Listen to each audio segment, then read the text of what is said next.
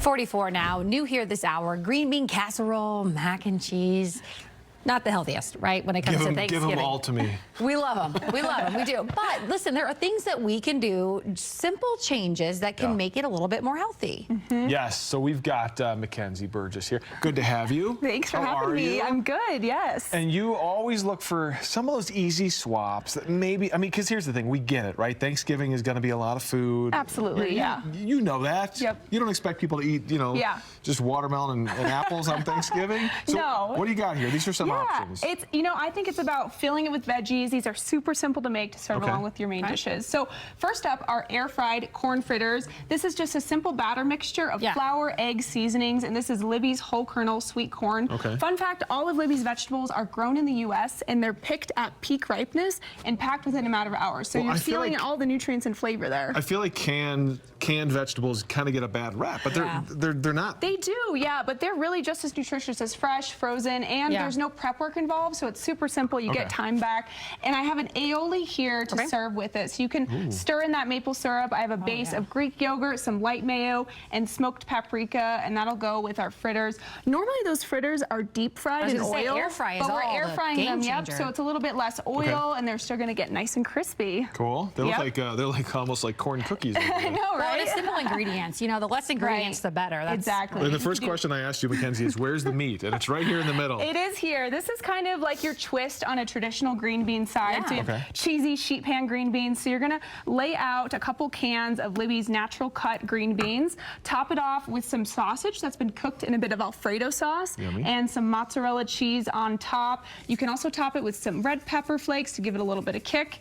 And again, no prep work involved. You just open up those cans, and this is their naturals line, so it has no salt added, which is kind of a nice simple swap to have to boost that nutrition. Do you normally drain them or rinse them before you use them? Yep, so I would drain it, kind of pat it dry, and then you can add it over with a little bit of Italian. I know people feel like cheating if they're using canned, but take some shortcuts this Thanksgiving. Sometimes they're better canned, like a texture. If you're a texture person, sometimes you like the texture of canned versus frozen green beans. If ever there was a holiday to take some shortcuts, Thanksgiving would be it, right? I agree. Save some time there.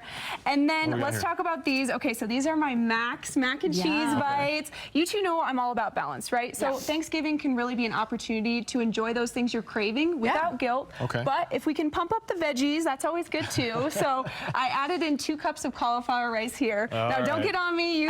I promise that you can't taste it. She immediately knew that I was, can I try a bite? You can. I mean, they're not super warm here, but you know, you can warm them up.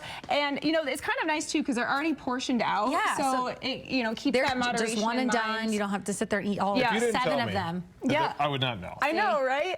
And then I'll have you too. You know, you're multitasking right now. I love it. You can add over the breadcrumbs, and that'll give it a little crunch. You just bake those at 350. You put those on here. I know. They're so cute. Aren't those fun? I like the single servings because that actually helps with portion control, doesn't it? Exactly. Because if it's mac and cheese, I'm like getting the biggest slop I can get on my plate. I think that's the big thing with Thanksgiving too. Maybe start with a little bit of a smaller amount, check in with your hunger, and go back for seconds. Well, my problem is I get that giant plate, and I have to. And you gotta eat it. I gotta get everything because I don't want it to be gone if I go back. But it is about portion control, right? Now, how do you suggest to people? How do you manage that on a day like Thanksgiving? Right. I know. Well, so maybe even starting with like half of what you're going to take. If you're going to take 2 corn fritters, maybe start with 1. Kind of see where you're feeling and come back for more. That's what I would say. But you can always go back. Also, it's one day, right? So enjoy it. And that a girl.